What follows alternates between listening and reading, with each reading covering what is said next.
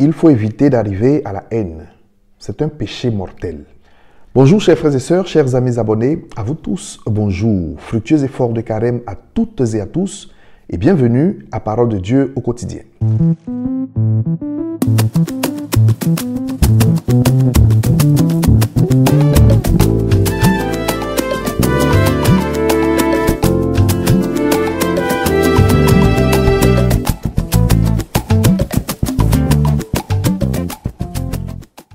Chers amis abonnés, chers frères, chères sœurs, la beauté de ce temps de carême, c'est que c'est un temps de réconciliation.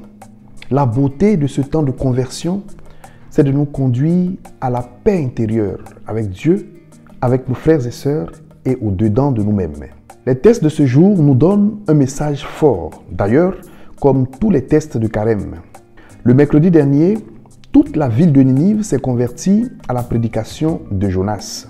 Hier jeudi, la reine Esther nous montrait le chemin de la prière confiante et persévérante dans un cœur à cœur et un abandon total à Dieu. Aujourd'hui, c'est le prophète Ézéchiel qui nous interpelle de la part du Seigneur. Voudrais-je, moi, la mort du pécheur? Pourrais-je me réjouir de la mort du méchant? Mais que non, oracle du Seigneur. Mais s'il se convertit de toutes ses fautes, s'il se détourne de sa conduite mauvaise et de sa méchanceté, il vivra.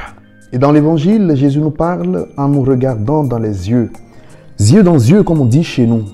Si tu vas présenter ton offrande à l'autel et que là tu te souviens que ton frère, ta soeur, ta mère, ton père, ton fils, ta fille, un collègue, un ami d'enfance, une connaissance a quelque chose contre toi, laisse là ton offrande devant l'autel. Va d'abord te réconcilier avec qui de droit, puis viens faire ton offrande.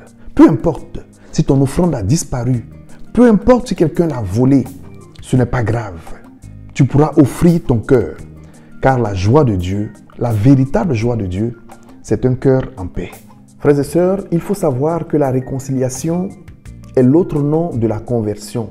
Parce que la conversion est un retournement intérieur, ce que les spirituels appellent la métanoïa, un renversement, un bouleversement intérieur, un bouleversement autour de soi et en nous-mêmes, pour prendre le chemin contraire qui nous avait séparés du Seigneur. Il s'agit de la réconciliation avec Dieu, de la réconciliation avec ceux qui vivent autour de nous, avec nous, nos frères et sœurs, et de la réconciliation au-dedans de nous-mêmes. Car ce que Dieu veut, ce n'est pas la mort du pécheur, mais plutôt la destruction et la mort du péché. Parce que nous vivons en société, en famille, en communauté, il est inévitable de nous frotter les uns aux autres. Et c'est de là que viennent les égratignures, les blessures, les déceptions, les frustrations, les trahisons, les méchancetés gratuites. Mais nous n'avons pas le choix que de le pardonner, de pardonner à nos frères et sœurs, au nom du Seigneur, pour l'amour de ces mêmes frères et sœurs et pour notre propre paix intérieure. Nous n'avons pas le choix, mes frères et sœurs. Au-delà de la douleur que cela nous cause, il nous faut emprunter le chemin du pardon et de la réconciliation. Heureusement, autour de nous, il y a des personnes qui nous donnent le témoignage de la réconciliation. Et cela nous encourage à dire que c'est possible. Malgré la peine endurée et subie, c'est possible de nous réconcilier.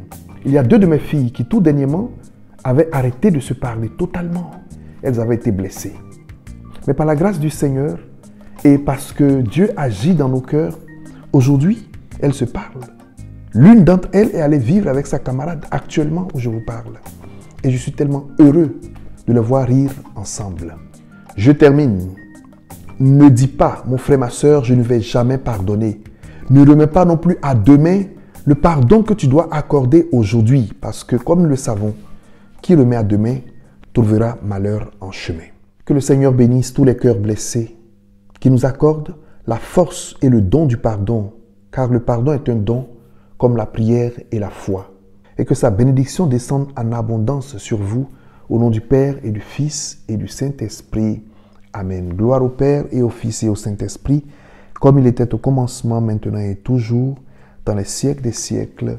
Amen. Bon courage sur le chemin de la réconciliation et portez-vous bien. Au revoir.